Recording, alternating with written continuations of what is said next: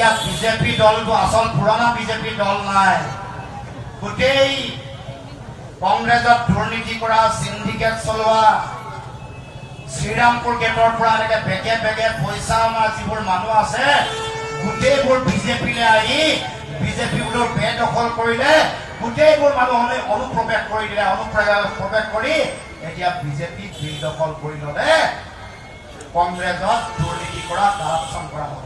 কোনোবা সনাতনী মানুহে হিন্দুত্বৰ নামত নিৰ্বাচন খেলে আৰু গাই গৰু চুৰ কৰিব পাৰে নেকি? গৰু চুৰত জড়িত হ'ব পাৰে নেকি? গতিকে এতিয়া এনেকুৱা এটা সময়, আমাৰ সমস্যা সংকট এতিয়া ইতিমধ্যে আমাৰ উপৰোক্ত বক্তাই কৈছে, এতিয়া উচ্চ ন্যায়ালয়ে ইয়াৰ পৰা উত্তৰ গুৱাহাটীলৈ লৈ গ'ল নিজৰ মাটিবোৰৰ যাতে দাম বাঢ়ে। এতিয়া হোলচেল মাৰ্কেটত লৈ যাবলৈ ওলাইছে, মাষ্টাৰ প্লেনত আছে। খবৰ ৰাখিছে নাই ফাঁচী বজাৰ ব্যৱসায়ীসকলে? খবৰ ৰাখিছে নাই? কাম চকু খোলা কৰি ৰাখিছে নাই? নে কেৱল মাত্ৰ হিন্দুত্বৰ নামত আখ চকু কাণ চব বন্ধ কৰি দিছে? এইটো হিন্দুত্ব, তেওঁলোকৰ হিন্দুত্ব নহয়, ২ নম্বৰী হিন্দুত্ব। যিসকলে কোনোবা সনাতনী মানুহে হিন্দুত্বৰ নামত নিৰ্বাচন খেলে আৰু গাই গৰু চুৰ কৰিব পাৰে নেকি? গৰু চুৰত জড়িত হ'ব পাৰে নেকি? কোনোবা সনাতনী মানুহে হিন্দুত্বৰ নামত ৰাজনীতি কৰে, তেওঁলোকে গৰু সিন্ডিকেটত জড়িত হ'ব পাৰে নেকি? মোক কওকচোন, পাৰে নেকি? পাৰে নেকি? সেইকাৰণে এইসকলকো মই জানিব লাগিব।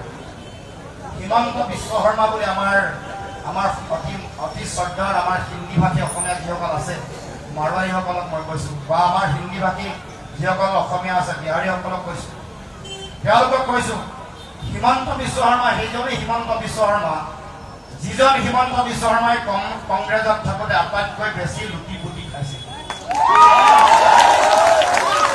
আপোনালোকে সেইকাৰণে অগলা পগলা নহ'ব। হিমন্ত বিশ্ব শৰ্মাৰ কথা শুনি অগলা পগলা নহ'ব। তেওঁৰ না দম আছে, না তেওঁৰ কিবা কেপাচিটি আছে, একো নাই। পইচা আছে, চাৰিওফালে দুৰ্নীতি কৰি পইচা ঘটিলে, পইচা ফেকি আছে, কামাল দেখুৱাই আছে। না দম আছে, না তেওঁৰ বুদ্ধি আছে, না প্লেনিং আছে, একো নাই।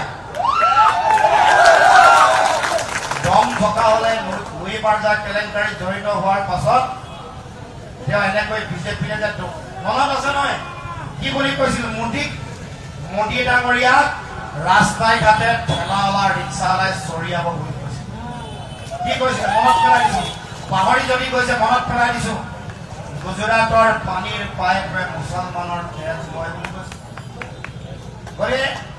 গতিকে হিমন্ত বিশ্ব শৰ্মাৰ যিটো দাদা বিবৃতিটো আহি এতিয়া বিজেপি দলটো আসল পুৰণা বিজেপি দল নাই, গোটেই কংগ্ৰেছত দুৰ্নীতি কৰা, সিন্ডিকেট চলোৱা, শ্ৰীৰামপুৰ গেটৰ পৰা এনেকে বেগে বেগে পইচা আমাৰ যিবোৰ মানুহ আছে গোটেইবোৰ বিজেপিলৈ আহি বিজেপিবোৰ বেদখল কৰিলে, গোটেইবোৰ মানুহে অনুপ্ৰৱেশ কৰি দিলে, অনুপ্ৰৱেশ কৰি এতিয়া বিজেপি বেদখল কৰি ল'লে, কংগ্ৰেছত দুৰ্নীতি কৰা, কাৰাপচন কৰা হ'ব। হয়নে নহয়?